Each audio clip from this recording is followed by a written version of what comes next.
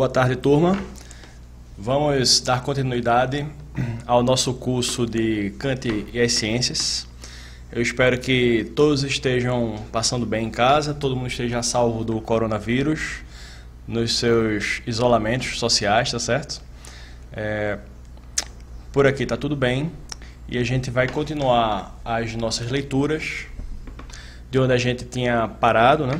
Na aula passada a gente falou sobre os últimos pontos da introdução da crítica da razão pura e agora a gente vai começar a primeira parte do livro em que Kant começa realmente a discutir os detalhes, né, do seu assunto, porque até agora a gente teve o prefácio e a introdução e eram partes muito introdutórias. Agora a gente vai começar a ver as matérias mesmo de Kant, tá certo? O que é que a gente viu até agora? Fazer uma rápida recapitulação antes de partir para essa parte nova do livro. A gente viu no prefácio o problema da metafísica, que a metafísica não consegue prosseguir com as ciências através de uma via segura, o que Kant chama da via segura da ciência. A metafísica não encontra esse caminho para seguir. A gente viu que Kant introduz a distinção entre o a priori e o a posteriori. Os conhecimentos a priori são aqueles que não dependem completamente dos dados da experiência, e os a posteriori, ao contrário, são aqueles conhecimentos formados a partir dos dados da experiência, né, do mundo sensível. A gente viu também Kant introduzir a diferença entre analítico e sintético. Analítico é o juízo que é formado através da análise de um conceito, a decomposição de um conceito em suas partes constituintes, tá certo? E o sintético é o juízo que junta dois conceitos diferentes. E conceitos que não estavam antes já inclusos, né, um no outro.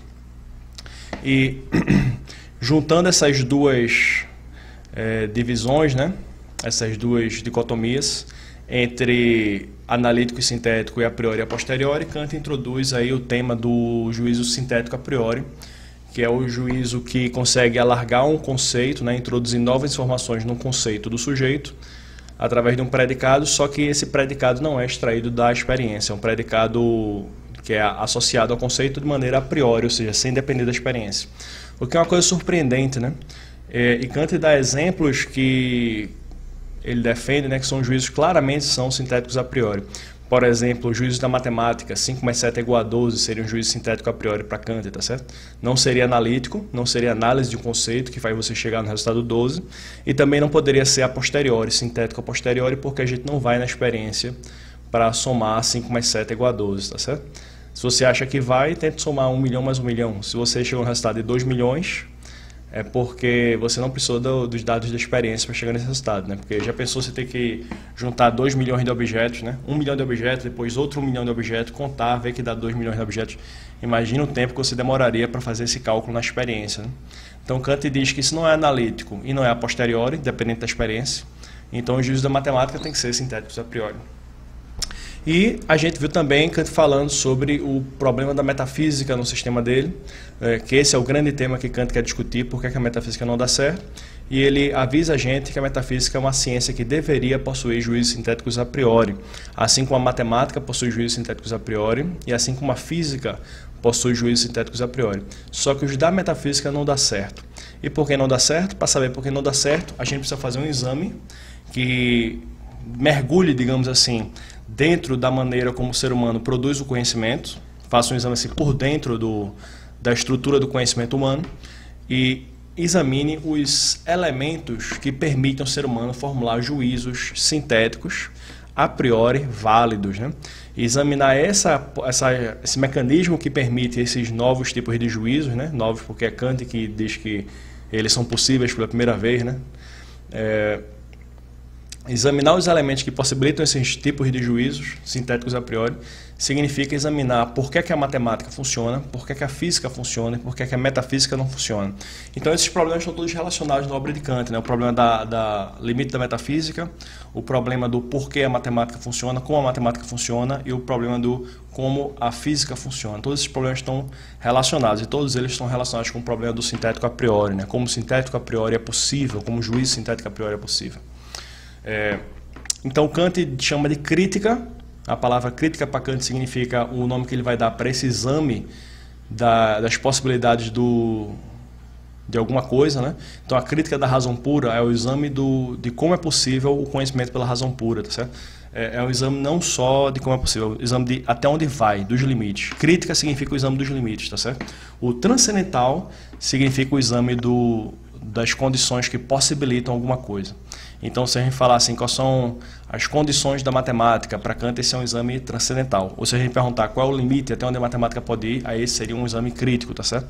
Para Kant, a crítica e a transcendental estão relacionados, porque o transcendental é a ferramenta que a crítica usa para poder examinar os objetos, né, os elementos que a gente possui na nossa mente, que possibilitam o conhecimento sintético a priori e cumprir sua função de crítica através do exame transcendental. Está confuso ainda isso? Não sei, espero que fique mais claro ao longo da leitura aqui, tá certo? Dentro desse plano de Kant de examinar os limites e as possibilidades da razão pura, ele diz que a gente vai primeiro examinar os elementos que permitem esse conhecimento da razão pura e depois o método, tá certo?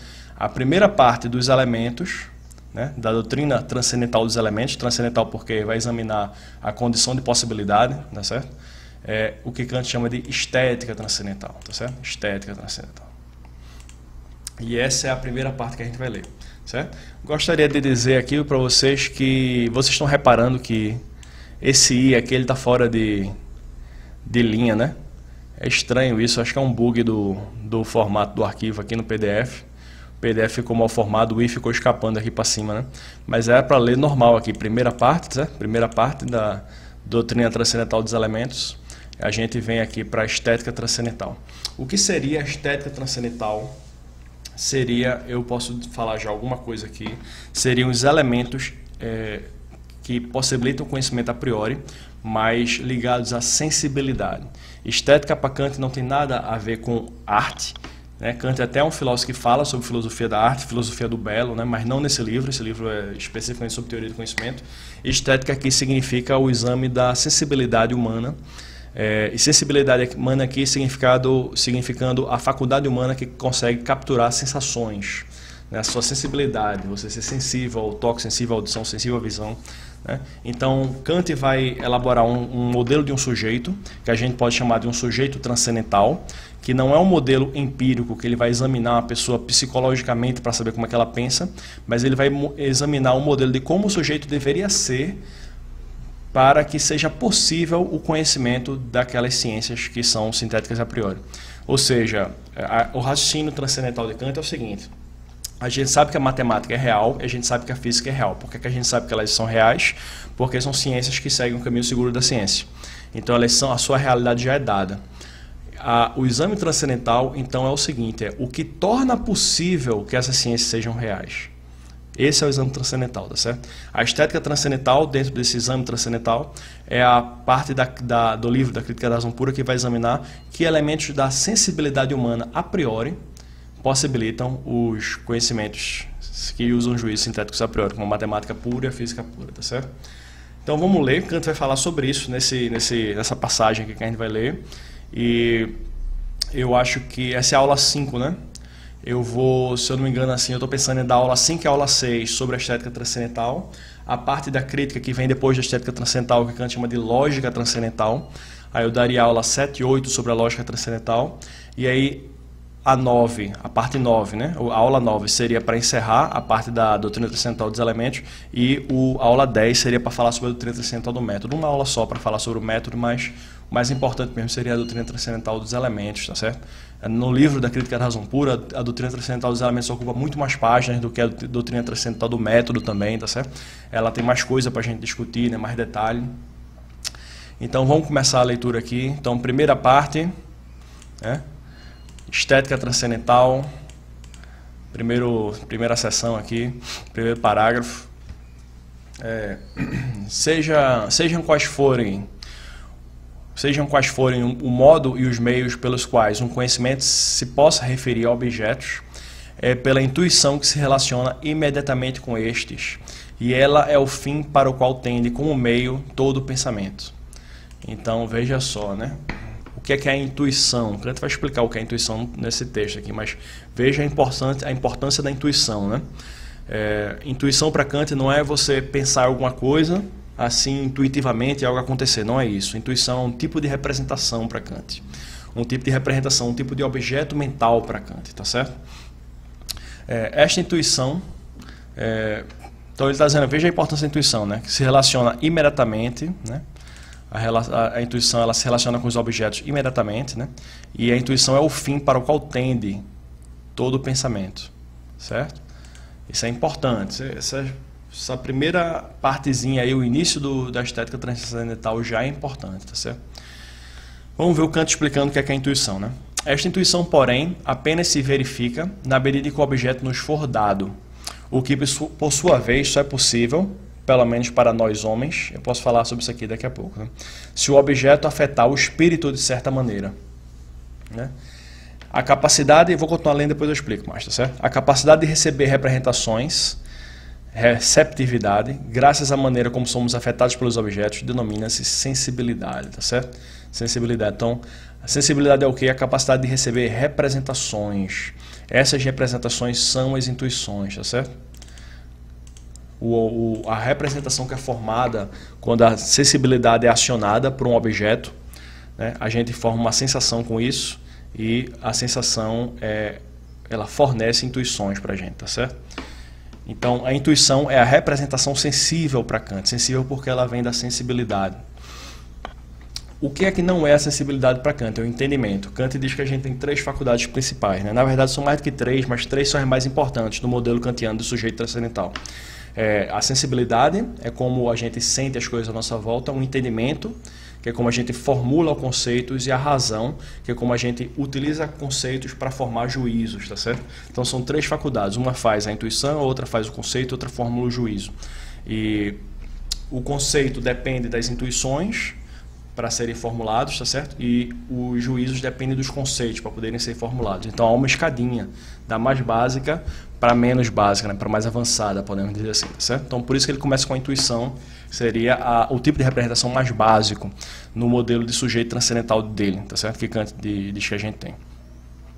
Então, quando ele diz assim, ó, essa intuição, porém, apenas se verifica na medida em que o objeto nos for dado, o que por sua vez só é possível, pelo menos para nós homens, se o objeto afetar o espírito de certa maneira. O que é que Kant está querendo dizer aqui com pelo menos para nós homens? Kant provavelmente está querendo dizer aqui que, por exemplo, os anjos poderiam ter uma sensibilidade diferente, que acessasse os objetos sem ser pela sensibilidade, ou Deus poderia acessar os objetos através de uma outra faculdade que não seja a sensibilidade. Mas para nós homens, a gente só sabe dos objetos, né, se for através da sensibilidade. Ok? Por intermédio, pois, da sensibilidade, são nos dados objetos, e só ela nos fornece intuições, tá certo? Isso aqui é bem importante, ok? Aí Kant vai continuar falando de outras faculdades aqui agora, mas é o entendimento que pensa esses objetos, e é dele que provém os conceitos. Então, a sensibilidade fornece intuições através da ação dela, da sensibilidade. Ela fornece sensações que nos dão intuições, mas quem pensa e formula conceitos com base nessas intuições é o que Kant chama da faculdade do entendimento. Contudo, o pensamento tem sempre que referir-se finalmente a intuições, quer diretamente, quer por rodeios, mediante certos caracteres. E, por conseguinte, no que respeita a nós, por via da sensibilidade, porque de outro modo nenhum objeto nos pode ser dado. Então veja como ele diz aqui em cima, né, que a intuição é a representação que o fim para qual todo pensamento, né, como meio, né, tende, né, para que tende todo pensamento. Aqui ele repete, né, o pensamento tem que sempre referir-se a intuições. Isso porque Kant vai dizer que um conhecimento que não se refere a nenhuma intuição é um conhecimento vazio. Se ele é vazio, ele é inválido. Esse seria o problema da metafísica. A metafísica estudaria objetos que não possuem intuições correspondentes. Certo? Ele vai falar disso mais vezes no livro, né? Estou adiantando algumas coisas aqui, mas vamos com calma, estudando aqui as sensações e as intuições. O efeito de um objeto sobre a capacidade representativa, na medida em que por ele somos afetados, é a sensação. Então você tem um objeto, o objeto atua sobre sua sensibilidade, o resultado disso é a sensação. A intuição, que se relaciona com o objeto por meio da sensação, chama-se empírica, tá certo? Então, o objeto indeterminado de uma intuição empírica chama-se fenômeno. Então, acho que eu já falei sobre isso em uma das aulas, né? Fiz uma apresentação de PowerPoint. A ideia de Kant é que você tem a sensibilidade tem um objeto que toca a sensibilidade. O resultado desse contato de um objeto com a sensibilidade é a sensação, e essa sensação nos dá intuições empíricas, tá certo? O fenômeno é o que o objeto, Kant diz aqui, o objeto indeterminado é uma intuição empírica, tá certo? Então a soma das nossas intuições empíricas são os fenômenos, tá certo? Vamos lá. Dou o nome de matéria ao que no fenômeno corresponde à sensação. Então ele vai dar agora a distinção entre matéria e forma, tá certo? Ao que matéria corresponde à sensação. Okay. Ao que, porém, possibilita que o diverso do fenômeno possa ser ordenado segundo determinadas relações, dou o nome de forma do fenômeno, certo? Distinção entre matéria e forma, tá certo? Então, como assim, né? A matéria e a forma. A sensação, que é produzida pela nossa sensibilidade, não é discursiva, né? Ela não é discursiva, ela não é linguística, ela é só a sensação de algum contato com o mundo externo. Só que essa sensação, para Kant, ela tem que ser organizada de alguma maneira. Por exemplo, se eu vejo 3 objetos numa sala, mas eu sei que tem um que está na esquerda, outro está na direita, está no centro, a sensação que é a matéria, mas também a forma que está organizando essa sensação dentro de uma determinada maneira, de acordo com uma determinada relação, tá certo? Então, a forma, né? Então, o fenômeno possui matéria e possui forma. A ideia de Kant é que a matéria é dada com contato com os objetos, mas a forma não, a forma é inerente ao sujeito. Ela faz parte do modelo do sujeito transcendental kantiano. Uma vez que aquilo na qual as sensações unicamente se podem ordenar e adquirir determinada forma não pode, por sua vez, ser uma sensação, segue-se que, se a matéria de todos os fenômenos nos é dada somente a posteriori, a sua forma deve encontrar-se a nós no espírito a priori no espírito, pronta para aplicar-se a ela e, portanto, tem que poder ser considerada independentemente de qualquer sensação, tá certo? Então, a matéria é a posteriori, beleza? Mas a forma que essa matéria vai se formar, né? Vai se conformar, ela já existe a priori no espírito, no sujeito transcendental, que eu poderia dizer, né? E aplica-se a ela, né? Ela está pronta para aplicar-se a ela, né? E ela tem que ser considerada independentemente de qualquer sensação, tá certo? A forma não depende das sensações. Ela pode ser, não é que ela não depende, ela pode ser considerada independentemente das sensações. A gente pode separar a forma da matéria do fenômeno, ok? Pode separar entre a forma e a matéria. Chamo puras, no sentido transcendental, todas as representações em que nada se encontra que pertence à sensação. Por consequência, deverá encontrar-se absolutamente a priori no espírito a forma pura das intuições sensíveis em geral, na qual todo o diverso dos fenômenos se intui em determinadas condições.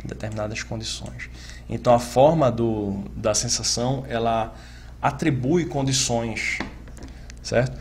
Para a sensibilidade, para a captura dos fenômenos, tá certo? Essas condições é exatamente a forma, é como você tem a forma de um bolo. A matéria do bolo seria a massa do bolo que você prepara, você coloca naquela forma, e aí o bolo, se a forma for redonda, o bolo quando cresce fica redondo, né? Mas ele é redondo porque a matéria é redonda ou porque a forma era redonda? A ideia de Kant é que a forma ela modifica, né, a matéria das sensações. Ela ordena a matéria das sensações de acordo com uma certa lógica, uma certa relação, tá certo? Essa forma pura, agora Kant está falando da forma pura, tá certo? Da sensibilidade, chama-se-á também de intuição pura, tá certo?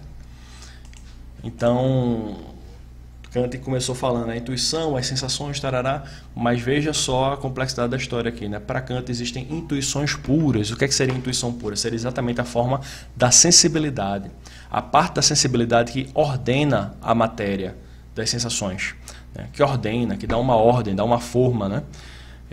Essa intuição pura, né? Kant está dizendo que ela já reside lá no nosso entendimento. O que vai ser a intuição pura? Eu posso acrescentar para vocês aqui, posso adiantar para vocês. Isso vai fazer parte do texto, a gente vai ler, né? Mas o que vai ser a forma pura da sensibilidade, essa intuição pura, a intuição a priori, são duas intuições, certo? O espaço e o tempo. O espaço e o tempo são as formas das sensações para Kant, tá certo? Assim, quando separo da representação de um corpo o que o entendimento pensa dele, seja como substância, força, divisibilidade, né? Você pega um corpo, você tira o quê? Os conceitos, tá certo? Desse corpo. Igualmente, o que pertence à sensação, como seja a impenetrabilidade, você toca no corpo, você nota que você também não entra nele, né? Ele é duro. Dureza, cor. Algo me resta ainda dessa intuição empírica, a extensão e a figura. Então, se você pega um corpo, né? Pode ser um mouse aqui, por exemplo, um mouse. Você tira dele os conceitos, né? O que você pensa desse mouse. Tira os conceitos de mouse. Depois você tira as sensações. Ainda resta alguma coisa, que é a extensão, né? A extensão e a figura do mouse, que não são nem sensações, né? Eu não tenho a sensação da figura do mouse, e não são nem conceitos, eu não tenho o conceito da figura desse mouse, tá certo? Eu posso ter o conceito do mouse em geral, mas desse mouse não. Essas pertencem à intuição pura, que se verifica a priori no espírito, mesmo independentemente de um objeto real dos sentidos ou da sensação, como simples forma da sensibilidade. Então, quando diz aqui, né, extensão e a figura, nota que está falando do espaço, tá certo? As qualidades do espaço.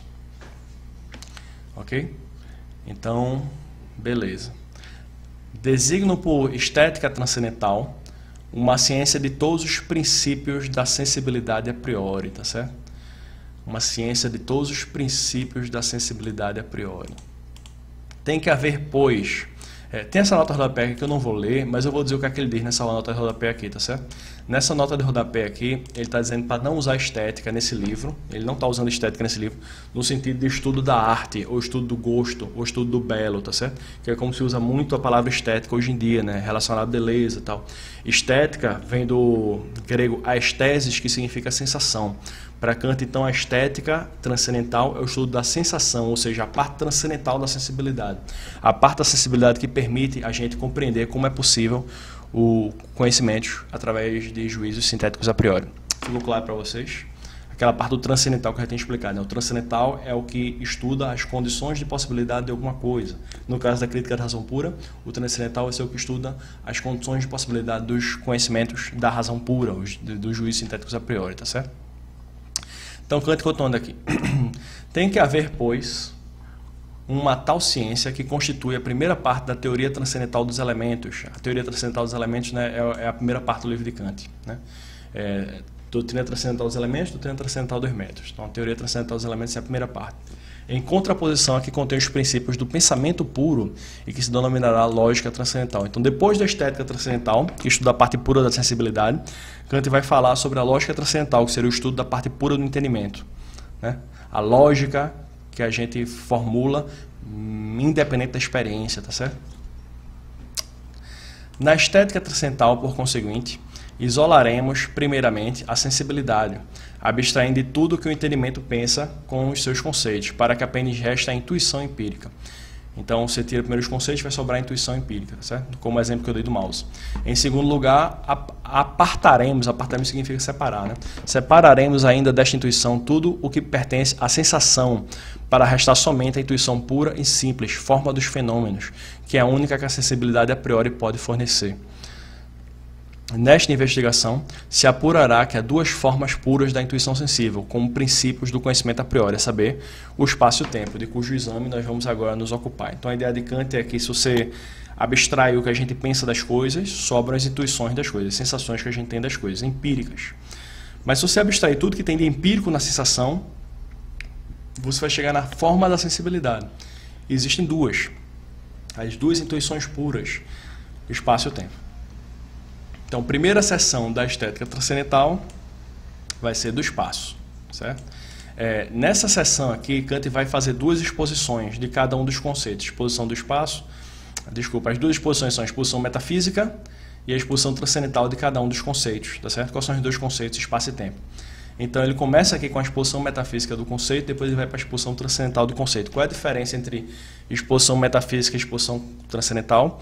A exposição metafísica vai ser a parte que ele vai explicar a ideia do espaço, o conceito do espaço. Um exame do que é que as pessoas pensam sobre o espaço. Na parte seguinte, que vai ser o próximo parágrafo, na exposição transcendental do conceito de espaço, depois o de tempo também, mas a exposição transcendental vai se explicar como essa intuição do espaço, a intuição do tempo, permite ao ser humano formular juízos sintéticos a priori. Então esse era o grande mistério daquelas aulas anteriores que a gente estava lendo, né, do prefácio da introdução, né? O mistério era como são possíveis os juízos sintéticos a priori. Agora a gente vai estar vendo. Os juízos sintéticos a priori tem que ter uma intuição a priori. a intuição a priori aqui, vão ter duas opções, ou espaço ou tempo. A gente vai ver qual é a diferença entre as duas, tá certo? Então, a exposição metafísica deste conceito. Por intermédio do sentido externo, uma propriedade do nosso espírito, temos a representação de objetos como exteriores a nós situados no espaço. Uma pausa. O que significa que o sentido externo? Kant diz que a nossa sensibilidade, Kant defende que a nossa sensibilidade possui um sentido interno e um sentido externo. Qual é a diferença entre os dois? Sentido externo é como a gente percebe o mundo externo a nós, o que está à nossa volta. A forma desse sentido externo vai ser o espaço, tá certo? Tudo que a gente está à nossa volta, a gente percebe espacialmente. E o sentido interno, coisa esquisita, né? Falar do sentido interno. Sentido interno para Kant é a nossa capacidade de perceber o que está dentro de nós. O que é que está dentro de nós? Os nossos órgãos? Não, os nossos órgãos são espaciais ainda. O que Kant está falando é dos nossos pensamentos. Então, o sentido externo percebe o mundo externo, o sentido interno percebe o mundo interno, ou seja, percebe os nossos pensamentos, os nossos sentimentos, as nossas ideias, nossos raciocínios, tá certo? Então, do mesmo jeito que o sentido externo é espacial, Kant vai argumentar que a gente não consegue perceber o mundo a não ser espacialmente, o mundo externo. O nosso mundo interno, ele é temporal, a gente não consegue pensar nos nossos pensamentos, perceber os nossos pensamentos a não ser temporalmente, tá certo? Então vamos lá. Temos a representação de objetos exteriores nós situarmos no espaço. É no espaço, ou é sentido externo? Vamos lá. É neste que a sua configuração, grandeza e relação recíprocas são determinadas ou determináveis. Ele está falando do sentido externo, tá certo? Do espaço. O espaço é no espaço que a configuração, a grandeza e a relação recíproca das coisas externas são determinadas. O sentido interno, então vamos ver, configuração, né? Antes de continuar, grandeza e relações recíprocas dos objetos no mundo, né? São determinados ou determináveis, né? No espaço, tá certo, pessoal? O sentido interno, que eu já falei, né? Eu estou adiantando algumas coisas que eu vou falar em seguida para ver se eu consigo deixar o texto mais claro, porque o texto é um pouco complicado, né? O sentido interno, mediante o qual o espírito se intui a si mesmo, ou intui também o seu estado interno, não nos dá em verdade nenhuma intuição da própria alma como um objeto. Então está dizendo aqui, o fato de que a gente percebe nossos pensamentos não quer dizer que a gente percebe nossa alma, tá certo? É todavia uma forma determinada, a única mediante a qual é possível a intuição do seu estado interno, de tal modo que tudo o que pertence às determinações internas é representado segundo a relação do tempo. Então, se eu estou com fome, se eu estou com frio, se eu estou pensando uma coisa, se eu estou pensando outra coisa, são todas intuições temporais, tá certo? O tempo não pode ser intuído exteriormente, nem o espaço como se for algo do interior. Que são, então, o espaço e o tempo? São entes reais, serão apenas determinações ou mesmo relações de coisas, embora as relações de espécies tal que não deixariam de subsistir entre as coisas, mesmo que não fossem intuídas, né? Ou serão unicamente dependentes da forma da intuição e, por conseguinte, da constituição subjetiva do nosso espírito, sem a qual esses predicados não poderiam ser atribuídos a coisa alguma. Ok? Então, Kant está perguntando o seguinte: será que o espaço e o tempo existem fora de nós e dependem da gente, como entes reais, como relações que não dependem da nossa percepção? Ou será que só existe na medida que a gente percebe os objetos? Ok? Para nos elucidarmos a esse respeito, vamos primeiro expor o conceito de espaço. Entendo, porém, por exposição, a apresentação clara, embora não pormenorizada, do que pertence a um conceito. A exposição é metafísica quando contém o que representa o conceito enquanto dado a priori. Ok, beleza. Então ele está explicando o que é que ele vai fazer, né? A exposição do conceito do espaço. Essa parte aqui, se eles são entes reais ou são determinações, tarará, Kant vai voltar para isso mais para frente, tá certo? Kant está adiantando essa pergunta aqui, é uma pergunta difícil, né? Mas ele vai voltar para isso mais para frente da aula, não se preocupem. O espaço, primeiro ponto do espaço, da exposição do espaço. Então, exposição metafísica do espaço, primeiro ponto. O espaço não é um conceito empírico extraído de experiências externas, certo? A gente não forma o conceito do espaço através das intuições externas. Efetivamente, para que determinadas sensações sejam relacionadas com algo exterior a mim, isto é, com algo situado no outro lugar do espaço, de frente daquele em que me encontro, E igualmente para que as pessoas, igualmente para que as possa representar como exteriores e a par uma das outras, a par significa lado a lado, tá certo? Por conseguinte, não só distintas, mas em distintos lugares, requer-se já o fundamento da noção do espaço, né?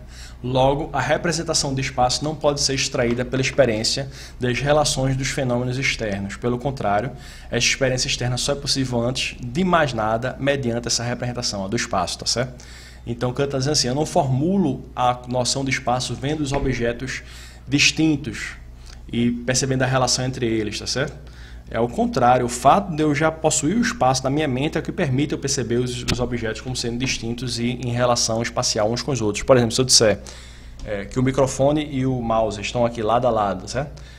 Eu não formulo a noção do espaço a partir da observação de situações como essa, de objetos que estão lado a lado. Kant diz que é o contrário. É a representação do espaço que já está lá na minha cabeça que me permite ver dois objetos distintos e perceber que eles têm uma relação espacial entre si. 2. O espaço é uma representação necessária a priori, que fundamenta todas as intuições externas. Não se pode nunca ter uma representação de que não haja espaço, embora se possa perfeitamente pensar que não haja objetos alguns no espaço. Deixa eu falar um pouquinho agora.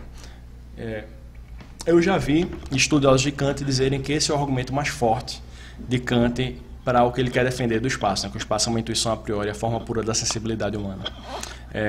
Por quê? Porque o argumento é o seguinte, eu não consigo pensar num objeto fora do espaço. Por exemplo, esse microfone. Como seria esse microfone fora do espaço? Não tem como. Eu só consigo concebê-lo como objeto se já for espacialmente. Mas eu consigo conceber um espaço vazio. Imagina essa sala aqui que a gente está, se não tivesse nenhum objeto dentro, seria um espaço vazio. Mas eu não consigo pensar os objetos da sala fora do espaço, sem ser espacialmente, né? E já vi grandes estudiosos de Kant dizerem que esse é o argumento mais forte, né? Que realmente a gente não consegue, né, pensar num objeto não espacial, mas consegue pensar num espaço sem objeto. Continuando. Consideramos, por conseguinte, o espaço a condição de possibilidade dos fenômenos, não uma determinação que depende deles, tá certo? A condição de possibilidade dos fenômenos, tá certo? E esse aqui é o exame transcendental, que Kant vai fazer mais para frente, falar sobre o espaço como condição de possibilidade de outras coisas. As outras coisas, no caso, são os conhecimentos de que usam juízos sintéticos a priori. É uma representação a priori que fundamenta necessariamente todos os fenômenos externos, tá certo? Então, todos os fenômenos externos dependem do espaço como fundamento. 3.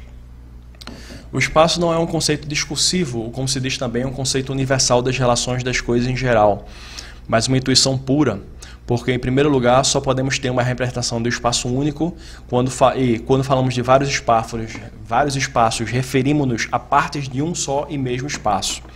Então, se fosse um conceito, né, a gente poderia falar de espaços diferentes, né? Mas, na verdade, quando a gente fala de espaço diferente, a gente está falando sobre limitações dentro do mesmo espaço. Então, essa sala é um espaço, a cozinha é outro espaço. Mas eu estou falando, na verdade, de limitações dentro do espaço em geral, né? Limitações arbitrárias. Estas partes não podem anteceder esse espaço único, que tudo abrange, como se fossem seus elementos constituintes, que permitissem a sua composição, né? Kant está dizendo que o espaço em geral não é formado pela soma de espaços menores, é o contrário, né? Pelo contrário, só podem ser pensados nele, as divisões dentro do espaço. É essencialmente um espaço só. A diversidade que nele se encontra, e por conseguinte também o conceito universal do espaço em geral, assenta em última análise em limitações, de onde se conclui que, em relação ao espaço, o fundamento de todos os seus conceitos é uma intuição a priori, que não é empírica. Por quê? Porque se ele passa empírica, ele teria que ser formado assim, né? Um espaço, outro espaço, um terceiro espaço. Não é assim que o espaço funciona.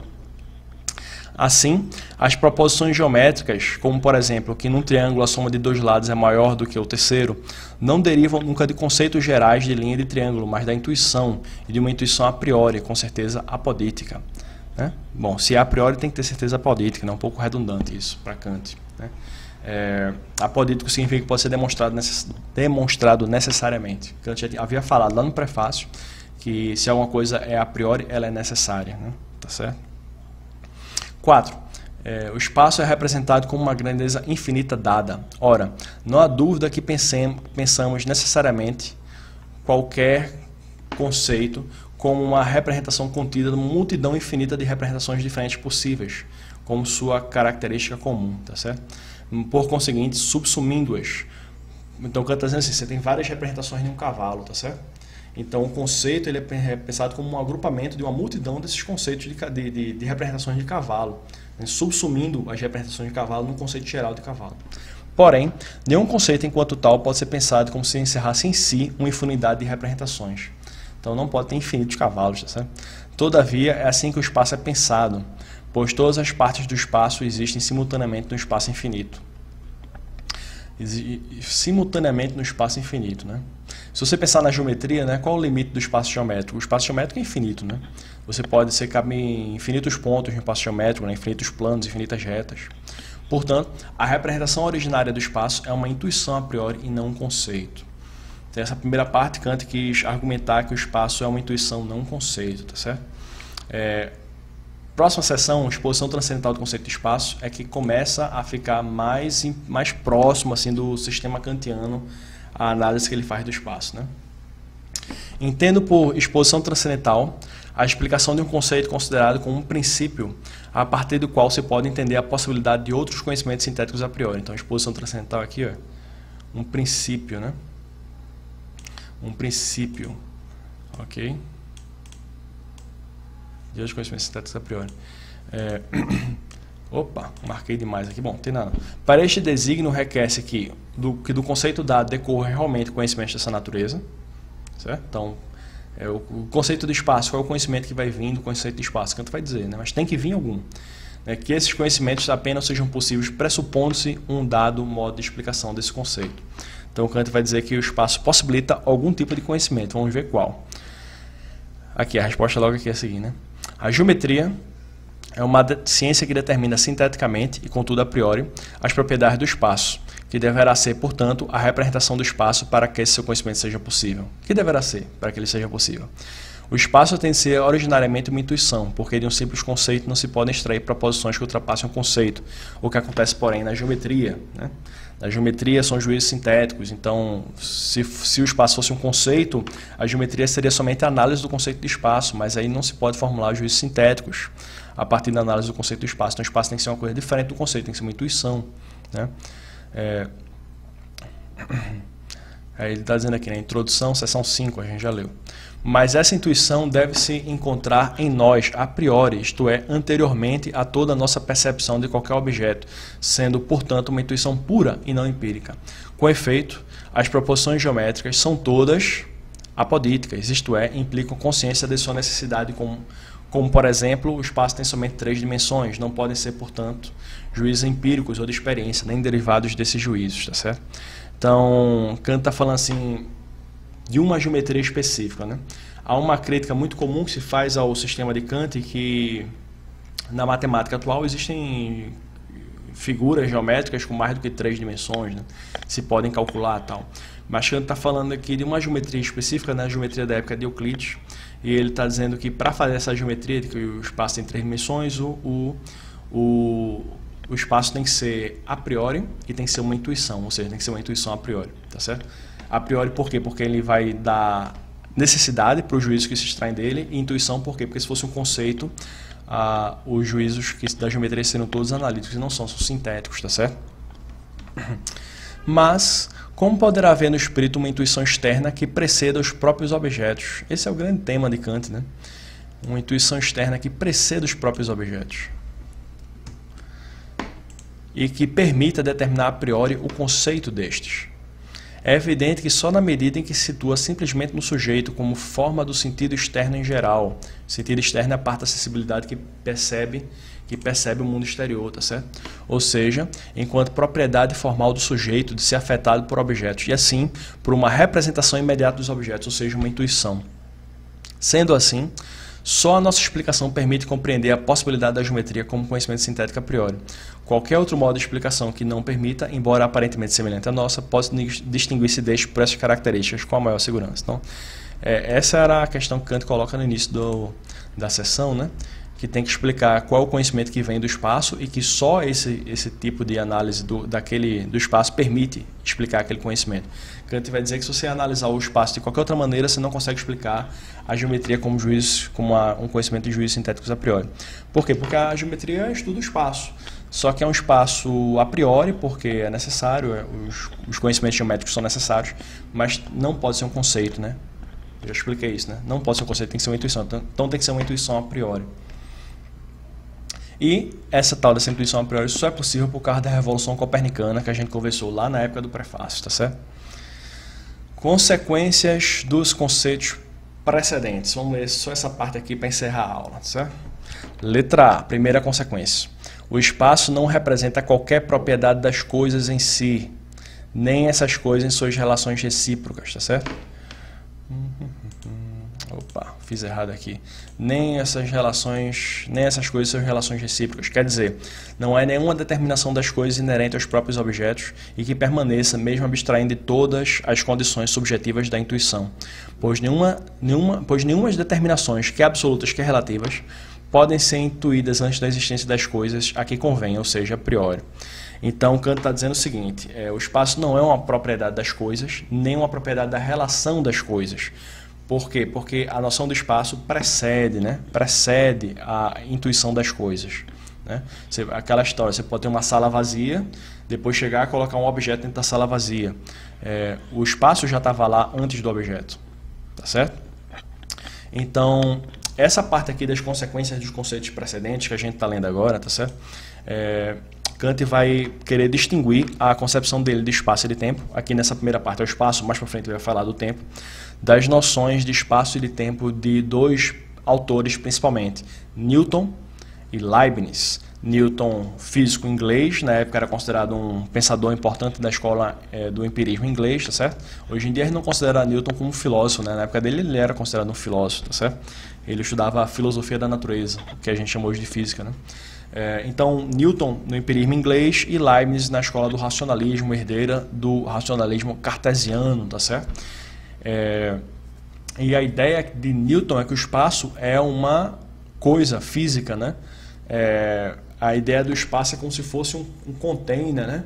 Um receptáculo onde as outras coisas se colocam. A ideia de Newton no princípio, né? Na princípia da filosofia da natureza lá dele, que ele fala sobre as leis da física e tal, o espaço é tratado como um objeto entre outros objetos, só que ele é um objeto onde os outros objetos estão dentro dele, tá certo? Só que Kant diz que não é possível isso. Não é possível. Porque se fosse só um objeto, você poderia pensar um outro objeto fora dele, né? O que seria uma bola fora do espaço? Como é que seria uma bola fora do espaço? Não tem como. Então o espaço é uma outra coisa que não uma coisa real. Já Leibniz, do racionalismo, diz que o espaço é um conceito formado, né? Então Kant vai querer distinguir tanto do empirismo inglês quanto do racionalismo continental, digamos assim, tá certo? Vai querer distinguir a noção dele de espaço e de tempo. O espaço não é mais do que a forma de todos os fenômenos do sentido externo, isto é, a condição subjetiva da sensibilidade, única que permite a intuição externa. Então Kant está dizendo que, lembra que no início da estética ele estava falando de forma, né? A forma dos fenômenos, a forma da sensibilidade. Então a forma do sentido externo é o espaço. Uma condição subjetiva. Por que subjetiva? Porque é uma condição do sujeito, é uma condição que o sujeito impõe ao objeto. Veja como aquelas coisas que a gente estudou na Revolução Copernicana eram importantes, né? Ele já é esse tema aqui. Como a receptividade do sujeito, mediante a qual este é afetado por objetos, precede necessariamente todas as intuições dos objetos, compreende-se como a forma de todos os fenômenos possa ser dada no espírito antes de todas as percepções reais e, por conseguinte, a priori. E como ela, enquanto intuição pura na qual todos os objetos têm que ser determinados, possa conter anteriormente a toda a experiência, os princípios de suas relações, tá certo? Então o Kant está dizendo que que o espaço ele contém os princípios das relações dos objetos, dos fenômenos, antes mesmo dos fenômenos serem dados. Então tá aí, vamos lá. Só assim, do ponto de vista do homem, novamente Kant faz essa observação que ele não está falando de anjos ou de Deus ou nada, né? Podemos falar do espaço, de seres extensos, etc. né? Se abandonarmos, porém, a condição subjetiva, sem a qual não podemos receber nenhuma intuição exterior, ou seja, a possibilidade de sermos afetados pelos objetos, a representação do espaço nada significa. Então, se a gente não puder representar, ou seja, se a gente abstrair a sensibilidade, né? Se a gente abstrair a sensibilidade, se a gente não puder receber nenhum objeto, o espaço não significaria nada, porque o espaço é uma parte da sensibilidade do ser humano, né? Do sujeito transcendental, do aparelho cognitivo humano.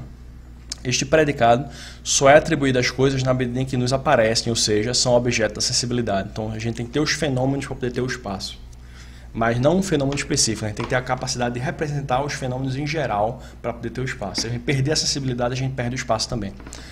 A forma constante dessa receptividade, a que chamamos de sensibilidade, é uma condição necessária de todas as relações nas quais os objetos são intuídos como exteriores a nós. E quando abstraímos desses objetos, é uma intuição pura que leva o nome de espaço.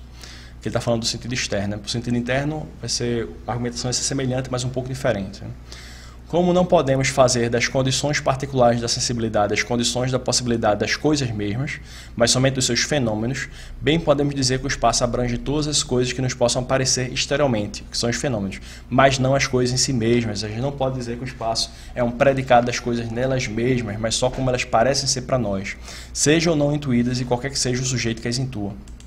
Efetivamente, nada podemos ajuizar acerca das intuições de outros seres pensantes, nem saber se elas estão dependentes das condições que limitam a nossa intuição e são para nós universalmente válidas. Então, para nós, essas condições da acessibilidade são universalmente válidas, né? Mas para outros seres pensantes, como é que a gente vai saber? Né? Não tem como saber. Se acrescentarmos ao conceito de sujeito a limitação de um juízo, este juízo vale então incondicionalmente. A proporção seguinte, acho que aqui era para ser proposição, né? A proposição seguinte, todas as coisas estão justapostas no espaço, é válida com esta restrição, se forem consideradas como objetos de nossa intuição sensível. Se acrescento esta condição ao conceito de que todas as coisas, enquanto fenômenos externos, estão justapostas no espaço, a regra assume validade universal sem limitação. Por quê? Porque quando diz assim, ó, enquanto fenômenos externos, ele já está dizendo que é as coisas enquanto elas aparecem para nós, e não como elas são em si. Né?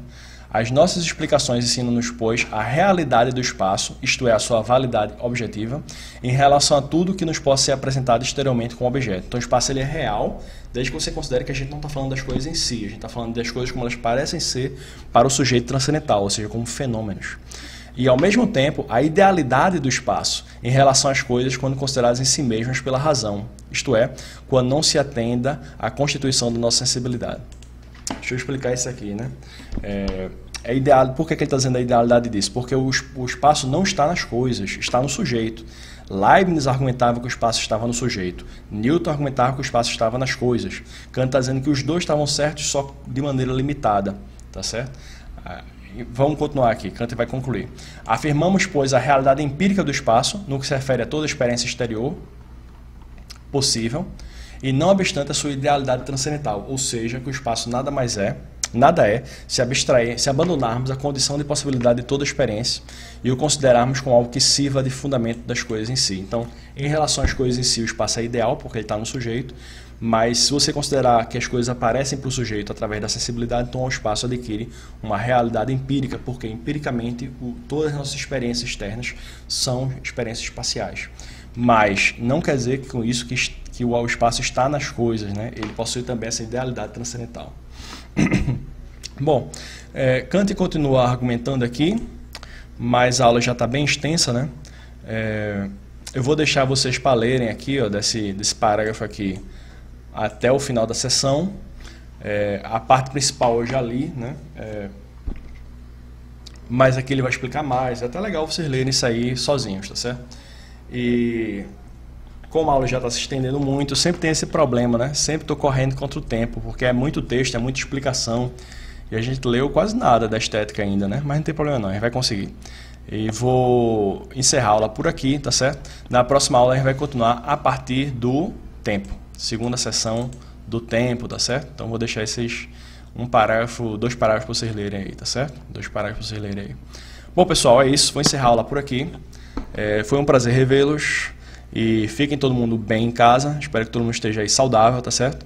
E a gente se vê novamente semana que vem na aula 6, que vai ser a leitura da exposição do tempo, a exposição metafísica e transcendental do conceito de tempo, de Kant. Beleza, pessoal? Um abraço, até semana que vem.